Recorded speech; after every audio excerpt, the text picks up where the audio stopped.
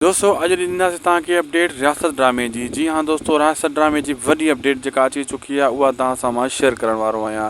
दरअसल दोस्तों, रियासत ड्रामे में हिकु बहितरीन आज़म मेंगल जो करेक्टर एड कयो वियो आहे। इन सां हीउ ड्रामो हाणे सां कामयाबु थी चुको आहे ऐं हीउ ड्रामो हज़ारनि में व्यूज़ खणंदो। तव्हां यादि करे छॾिजो, कम से कम लख या 80,000 ताईं हिन जा व्यूज़ पका ईंदा, छो त मेन करेक्टर हुयो आज़म मेंगल जो इंतज़ारु उहो टियों चोथों ॼाणे खां वठी उनजी शूटिंग लगातार हली रही आहे।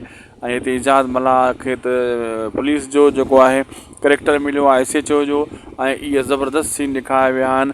ऐं हिते हीरोइन जो कंहिंखे किरदारु मिलंदो, तव्हां ज़रूरु सोचे रहिया हूंदो आज़म मेंगल सां गॾु जेका हीरोइन हूंदी यानी रिमशा शहज़ादी खे मिलंदो, या पापनगर ड्रामे वारी राणी खे मिलंदो, या राबेल खे मिलंदो, सादिया चन्ना खे मिलंदो, कंहिंखे मिलंदो, या का नई एक्ट्रेस इन खे एड हिते कई वेंदी। इहो हिकु वॾो सुवालु आहे ऐं सोचण जहिड़ी ॻाल्हि आहे। ऐं इन में दोस्तों इहा तमामु जल्द अपडेट इहा बि मां तव्हांखे नेक्स्ट एपिसोड में ॿुधाइण वारो आहियां त इजाज़ मल्हाह सां सॉरी आज़म मेंगल सां यानी इन जी लव स्टोरी कंहिंसां फिट पींदी। जा दुलाब वारी छोकिरी जेका हुई, यादि हूंदो तव्हांखे, सुलंगेण साहब उन सां जेको आहे उन खे आणींदा या कंहिं ॿिए खे।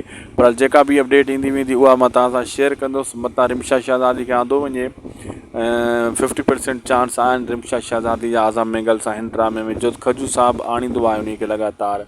ऐं हीउ ड्रामो कामयाबु थी चुको आहे। इन में निसार शाह जो इंतज़ारु आहे। अगरि इहो बि अची वियो त पोइ हीउ ड्रामो वाह वाह थी वेंदो। बाक़ी उमेद अली कलवर त पंहिंजी जोहर ॾेखारे पियो अदाकारी जा। फ़हीम भुट्टो साहब, इजाज़ मल्हाह सभई बहितरीनु अदाकारी करे रहिया आहिनि ड्रामे में। इन ख़ुशी में उदासी TV खे सब्सक्राइब, लाइक, शेयर ज़रूरु करे छॾींदा।